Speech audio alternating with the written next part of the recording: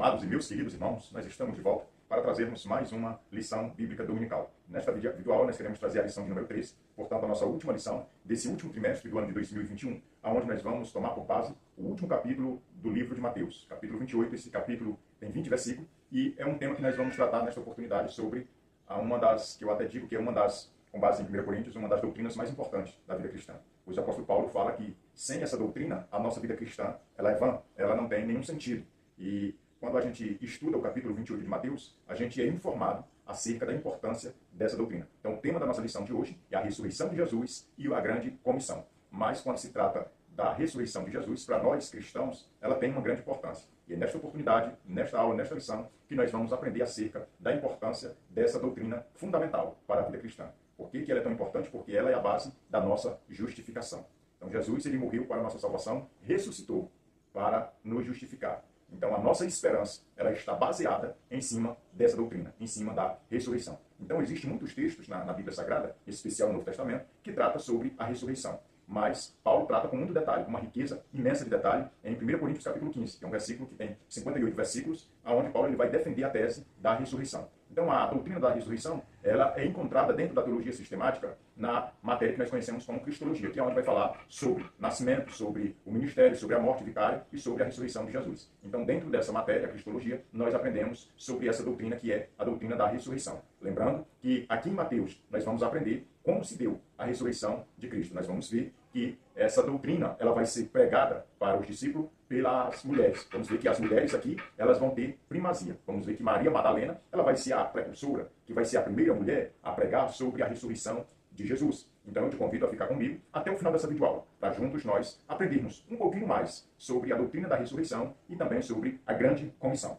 Nesta lição você vai aprender ou autoavaliar-se se você é um comissionado de Cristo, se você atende bem esses requisitos ou essa chamada para continuar ou para dar continuidade a, vamos dizer que a essa comissão de Cristo, onde Jesus ele vai, nessa última instrução aos discípulos, já num corpo ressurreto, ele vai instruir os discípulos a irem de nação a nação, fazendo discípulo. E batizando-os em nome do Pai, do Filho e do Espírito Santo, e ensinando-os a guardar todas as coisas. E o Senhor, por fim, ele garante: e eu estarei convosco todos os dias, até a consumação dos séculos. Então, nesta lição de hoje, nós vamos aprender com base nesses dois temas, sobre a ressurreição e sobre a grande comissão. Então, antes de passar aqui aos nossos objetivos, eu preciso agradecer a todos os irmãos que são parceiros deste canal, que sempre faz uso dessa ferramenta, e esta ferramenta ela tem o objetivo de instruir, de ajudar, para preparar um professor para ir bem informado para a sua escola bíblica dominical e também ajudar alunos, aqueles que gostam de ir mais bem preparados. Lembrando que essa videoaula não tem o objetivo de substituir o nosso guia prático, que é a nossa revista, e nem tampouco a Bíblia Sagrada. É apenas um auxílio para professores, alunos, superintendentes, coordenadores de escola bíblica dominical. Lembrando os irmãos que nós vamos deixar aqui na descrição do vídeo aqui embaixo,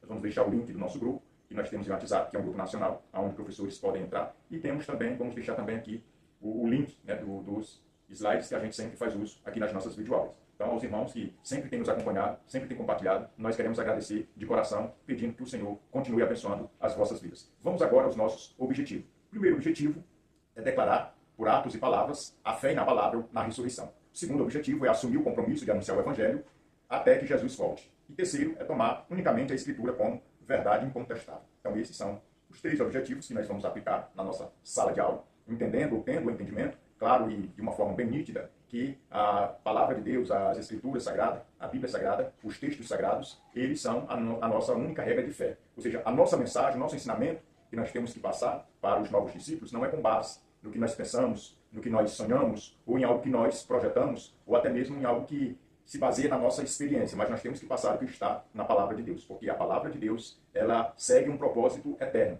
Ela tem um propósito e ela vai prosperar para que aquele propósito ele seja alcançado, que é a liberdade, que é a salvação. Então, quando nós, às vezes, substituímos a palavra por uma experiência pessoal ou colocamos uma revelação pessoal acima da revelação bíblica, a gente corre esse risco de estar levando esses ensinamentos a pessoas e não vai surtir o efeito que é para surtir, um efeito positivo. Mas, pelo contrário, vai surtir um efeito com base no homem. Então, a gente precisa também aplicar aquela passagem de 1 Coríntios, onde Paulo diz, à igreja de 1 Coríntios, que quando foi ter com os irmãos, não foi confiado no conhecimento meramente humano, mas ele foi no poder e na revelação de Deus. Então, nós, como professores, nós precisamos entender essa lição.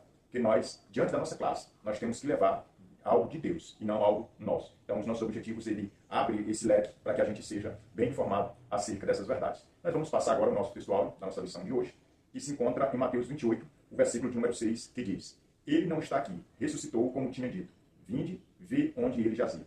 Aqui o textual a gente tem que, de uma certa forma, esclarecer aos nossos irmãos que é com base no que os anjos disseram às mulheres. Porque todos os evangelhos sinóticos e o evangelho de João, eles vão registrar, né, esse fato acerca da ressurreição de Jesus. Todos eles vão afirmar que foi no primeiro dia da semana, no domingo, que as mulheres se levantaram muito cedo para levar, né, alguns tipos de especiares para ungir o corpo de Jesus, ali onde ele foi colocado. E a gente vai ver que Marcos, um dos evangelhos sinóticos, ele vai dizer que aquelas mulheres saíram do seu ponto de encontro, das suas casas, em direção ao túmulo onde Jesus estava, e aquelas mulheres, nesse trajeto, o que elas tinham no coração era o medo.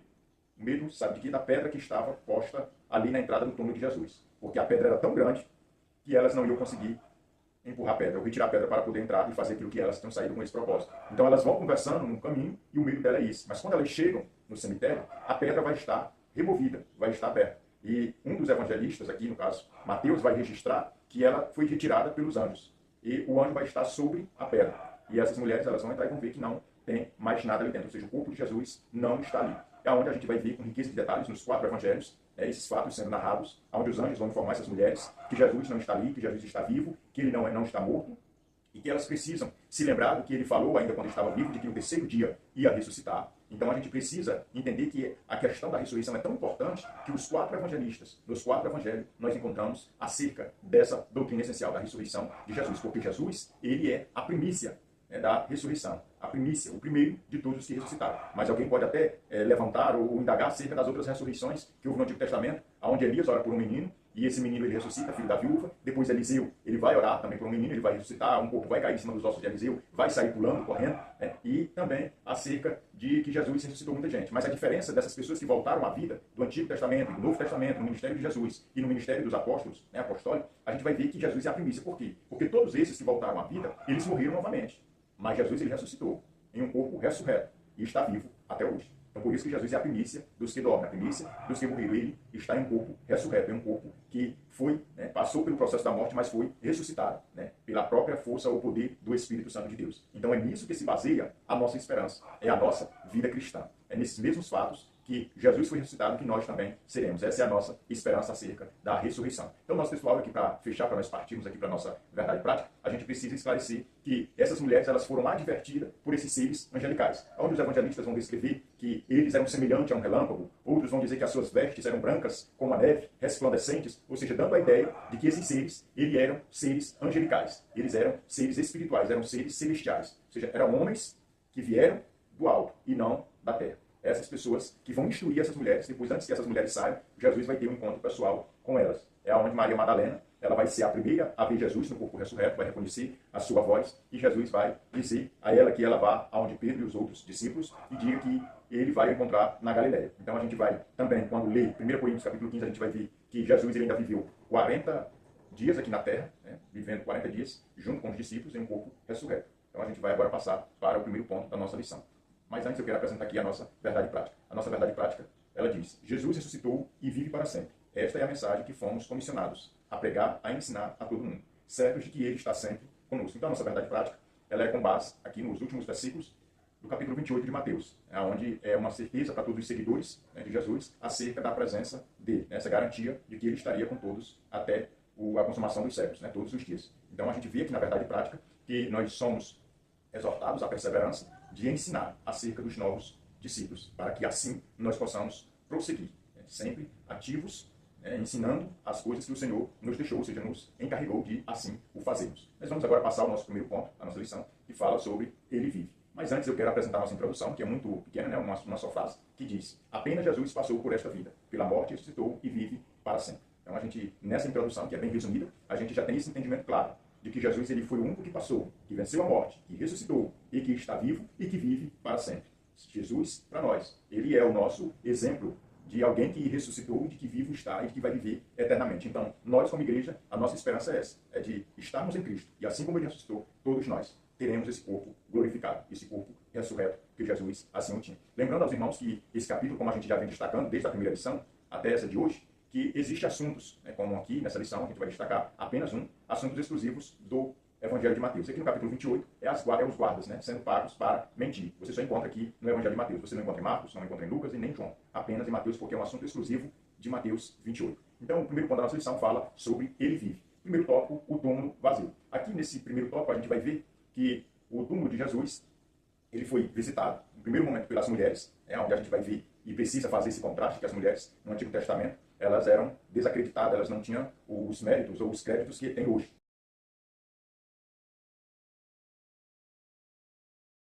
Meus amados, o tópico de número 1, túmulo vazio, a gente vai ver que quando Jesus ele vai passar o final da sexta, o sábado, no domingo, nas primeiras horas da manhã, essas mulheres elas vão ao encontro desse túmulo e esse túmulo vai estar guardado pelos guardas romanos, aonde eles vão estar guardando a fim de que o corpo de Jesus ele não seja retirado pelos discípulos, assim como os sacerdotes, ao fazer esse pedido a Pilatos, e Pilatos liberasse nessa guarda para que guardasse aí esse túmulo. E a gente vai ver que os anjos do Senhor, eles vão remover a pedra e esses soldados eles vão desmaiar, vão ficar como semi-mortos devido àquele poder sobrenatural que eles tinham visto, que não era algo normal, então eles vão cair por terra. E é nesse momento que as mulheres vão chegar, vão ser instruídas por esses anjos, dizendo que Jesus não está morto, que Jesus está vivo, que ele não está ali no túmulo, e é onde Jesus ele vai falar com Maria Madalena, vai instruir ela a ir ao encontro dos 11 discípulos, dos 10 e Pedro, e informar acerca da sua ressurreição. Então Maria Madalena ela vai ser a precursora desse ensinamento, dessa doutrina, dessa boa nova, que é acerca da ressurreição de Jesus. Então nesse primeiro tópico nós vamos aprender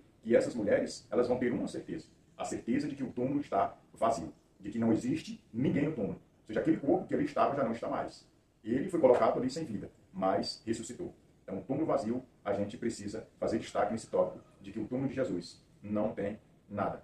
E a gente vai ter o maior entendimento quando Maria Madalena chega e informa lá no cenáculo, onde os discípulos estão se escondendo, reunidos, tímidos, e ela vai chegar com essas boas novas, e Pedro e o outro discípulo vai correr, e Pedro vai entrar no túmulo, vai ver que o túmulo está vazio, vai ver que os lençóis em que o corpo de Jesus, que era um lençol branco, de linho finíssimo, que estava enrolado no corpo de Jesus, vai estar sobre ali o túmulo, sobre ali onde era colocado, aquela pedra onde era colocado o corpo. Aí Pedro vai olhar e vai ver que tem um outro lenço, que é bem pequeno e bem dobrado. Então a gente precisa entender que ali também era um sinal de que Jesus tinha ressuscitado, porque o túmulo estava vazio. Então a gente vai passar agora para o segundo tópico da nossa lição, que na verdade é o mesmo, vamos dizer que o mesmo conteúdo que a gente já comentou aqui no primeiro, a gente vai dar uma pincelada, ainda que para os irmãos pareça repetitivo, mas é porque um está interligado ao outro. Aqui no segundo tópico nós vamos falar sobre Jesus aparece às mulheres. Então a gente vai ver que, conforme Mateus aqui, Mateus vai registrar Maria, que era mãe de Jesus, Maria Madalena, a gente vai ver que ele vai registrar também Salomé, já João vai nos informar que Joana vai estar presente também nesse momento da história, e vai ter outras mulheres. Então não eram apenas 3 ou 4 mulheres, era o mesmo grupo de mulheres que auxiliava Jesus no seu ministério terreno. Essas mulheres elas vão se reunir para vir trazer essas especiárias, para ungir o corpo de Jesus ali. E a gente vai ver que essas mulheres elas vão ser as primeiras a contemplar a Jesus, a ver a Jesus, e Jesus vai conversar ou se apresentar a estas mulheres. E o que a gente já falou agora há pouco, que as mulheres elas eram, vamos dizer que, desprovidas ou ignoradas pela cultura judaica da época.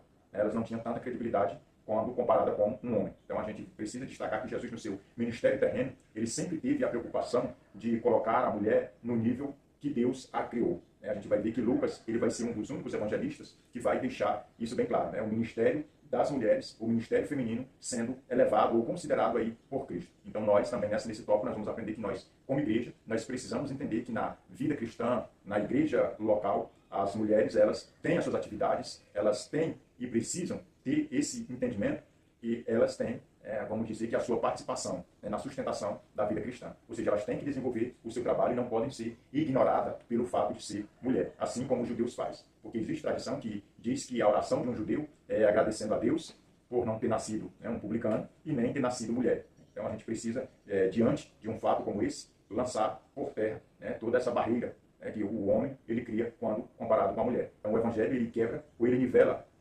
vamos dizer que todas essas barreiras não existem diante de Deus. O mesmo amor que Deus dispensa sobre, vamos dizer que o gênero masculino é dispensado também sobre o gênero feminino. Então a gente precisa, como crentes, como representantes do reino de Deus, também deixar isso bem claro, que Deus não faz acepção de pessoas e nem de gênero aí masculino ou feminino, mas todos têm o mesmo valor, todos são alvos do amor e do sacrifício de Cristo. Vamos agora passar para o nosso terceiro tópico, para concluir esse primeiro ponto. Terceiro tópico, os guardas pagos para mentir. Nesse tópico a gente vai ver que Satanás ele sempre procura, ou sempre ele vai encontrar pessoas que estão dispostas a servir. Aqui, nesse fato da ressurreição de Jesus, a gente vai ver que os sacerdotes, os anciões do povo, eles vão ser instrumentos de Satanás. Eles vão despojar, né, dos seus tesouros dinheiro para pagar os guardas para mentir. Os guardas vão chegar diante deles e vão falar a verdade. Vão dizer, olha, um ser angelical removeu a pedra e nós desmaiamos, ficamos como sendo mortos. Então, foi que uma luz irradiante tomou conta daquele lugar. E ali, os anciões e os sacerdotes, ouvindo aqueles relatos autênticos e verdadeiros, daquelas testemunhas oculares que lá estavam guardando o túmulo, eles vão dizer, olha, não fale isso para ninguém. Vocês não podem falar nada disso que vocês presenciaram lá.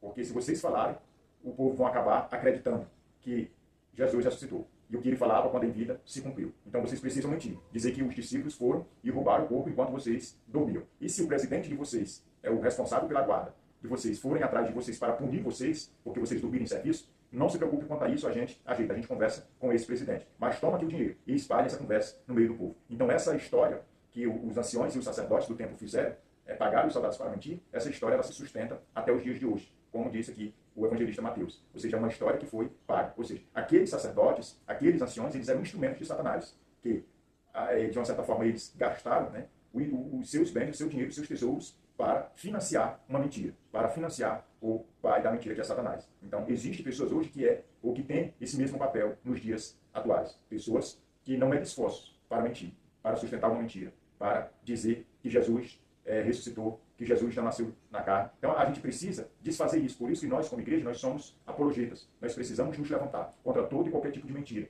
que venha confrontar a nossa fé. Então nós vemos que os embates, né, da vida cristã, eles se levantam desde a origem em Jerusalém. Quando Jesus ressuscita, o povo já recebe dinheiro para disseminar mentira, né, a dúvida no coração humano. Então a gente precisa, diante de um texto como esse, vamos dizer, que ter o nosso coração e a nossa mente bem disciplinada. Que Satanás ele sempre vai se opor à verdade.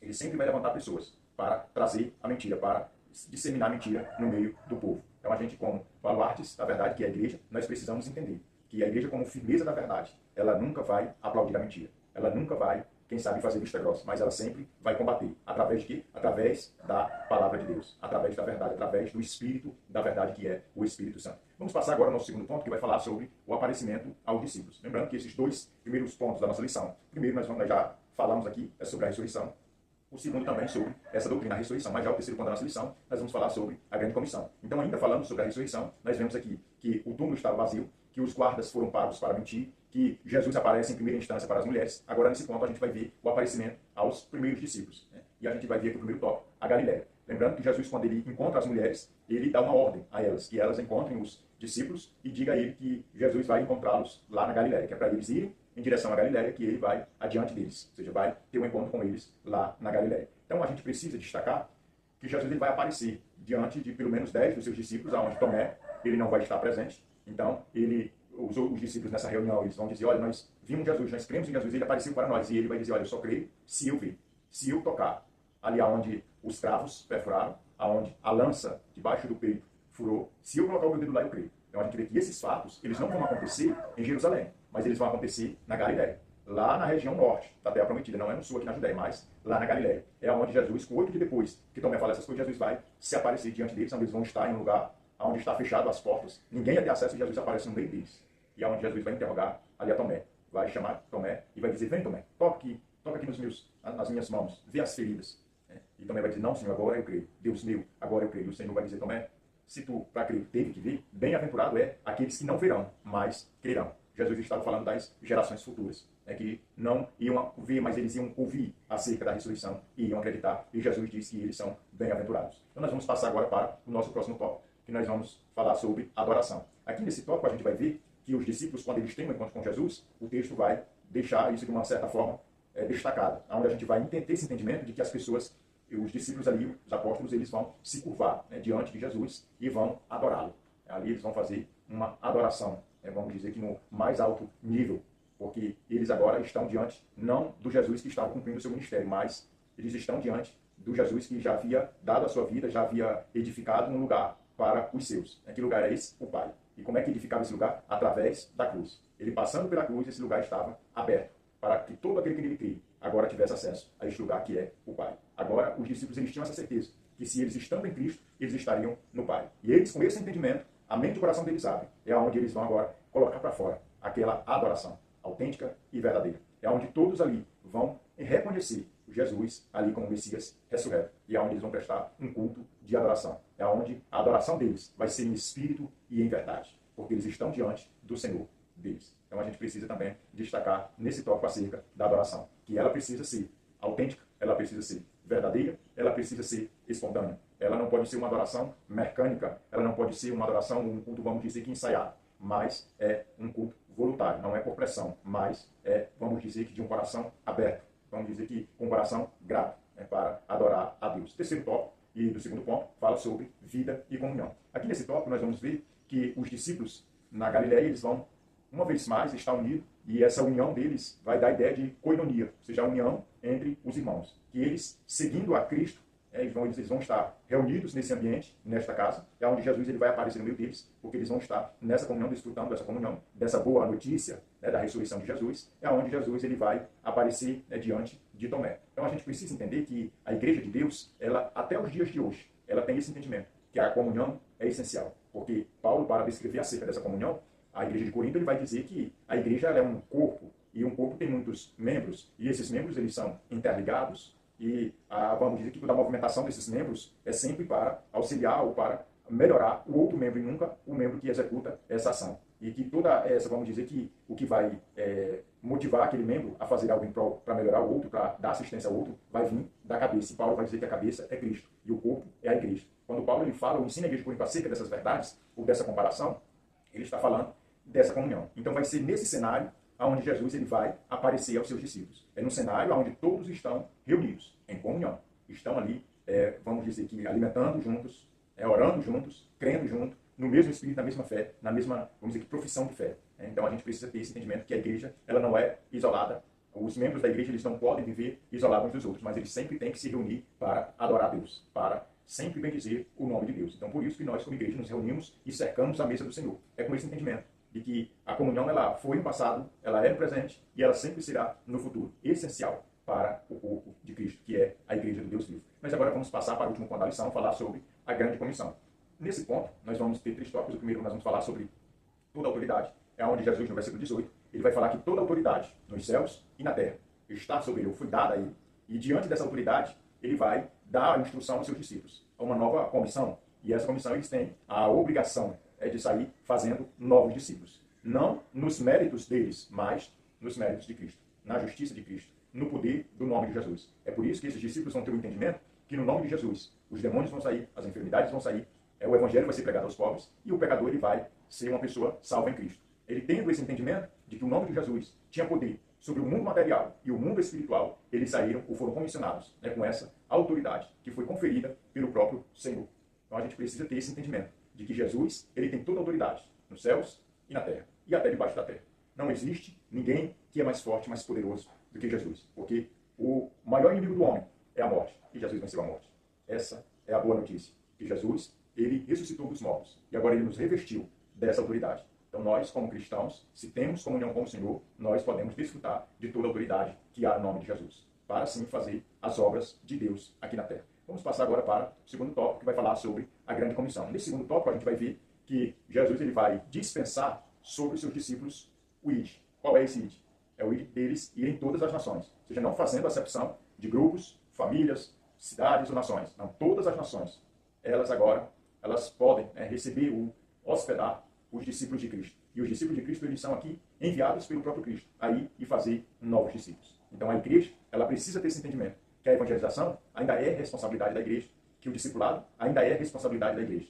Nós, como crentes, nós precisamos ter esse entendimento, que ensinar as coisas de Cristo é responsabilidade nossa, dos cristãos, dos novos discípulos. Porque o que gera um novo discípulo de Cristo é um outro discípulo. Um discípulo gera discípulo. Então nós precisamos ter esse entendimento de que nós fomos chamados, nós fomos comissionados. E essa, vamos dizer que essa missão que foi passada a nós, ela não é coisa pequena, mas é a grande comissão, ou a mais importante, a maior comissão que Jesus poderia entregar ou confiar nas mãos dos seus seguidores. Então nós precisamos nos munir dessas verdades encontradas nesse texto, para que nós saiamos das quatro paredes com a certeza de que o Senhor ele está conosco. Ele assina embaixo dessa grande comissão. O último tópico, ele está conosco. Aqui a gente precisa entender que o nosso comentarista da lição ele vai fazer destaque de que Jesus, depois que ele ressuscita dos mortos, ele vai passar 40 dias com os seus discípulos. Todos os dias eles se apresentavam a um discípulo. E Paulo vai dizer em 1 Coríntios que vai chegar um número de 500 pessoas durante esses 40 dias, para que se cumprisse também a questão das festas judaicas. Porque da festa da Páscoa à festa dos Pentecostes, era 50 dias de, vamos dizer que de diferença da Páscoa para os Pentecostes. Então Jesus vai passar 40 dias, depois que ele vai ressurgir do mundo dos mortos, ele vai viver aqui na terra ainda, passar 40 dias na terra, dando as últimas instruções aos discípulos, aparecendo alguns, dando, vamos dizer que revelação específica, mas quando chegar nos 40 dias ele vai ser assunto aos céus. Depois, 10 dias, o Espírito Santo desce no dia de Pentecoste, para dar cumprimento ou fechar essas festas, que era uma simbologia do que Cristo ia fazer. Então a gente precisa ter esse entendimento. Que os 40 dias que Cristo passou aqui na terra, depois que ele teve o seu corpo ressurreto, foi sempre com os discípulos, sempre para ajudar, para auxiliar, para instruir. E essa mesma garantia, quando ele vai dar a última instrução, ele diz: eis que eu estou convosco todos os dias, até a consumação dos séculos. Ou seja, uma garantia que nós nos apoiamos, de que nós não estamos só, não podemos estar só, porque o Senhor, ele deu a sua palavra, de que estaria conosco todos os dias, até a consumação dos séculos. Para concluir aqui, quero só ler a nossa aplicação pessoal que diz: a ressurreição de Cristo é essencial para a salvação, assegurando que o ser humano seja uma nova criatura e possa ingressar no céu. Deus abençoe. Até a nossa próxima lição, em nome